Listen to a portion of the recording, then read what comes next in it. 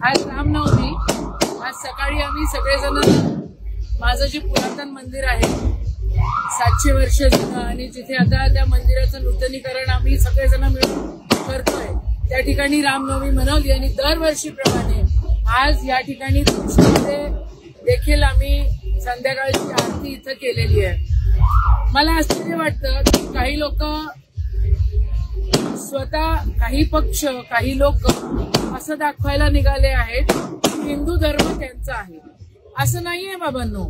धर्म म्हणजे आम्ही पण हिंदू आहोत, आम्ही सगळ्या धर्माचे लोक या ठिकाणी आहोत आणि आम्ही श्रीरामाला पिढ्यानपिढ्यापासून मानणारे आहोत।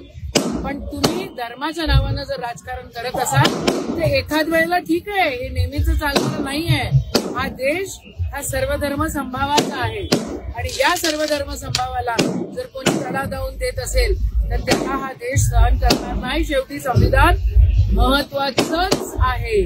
आज या ठिकाणी आवर्जून हे सांगते की आम्ही काँग्रेसचे आहोत, आम्ही हिंदू आहोत, पण आम्ही दुसऱ्या समाजाचा अपमान करू शकत नाही, आयुष्यात कधी करणार नाही।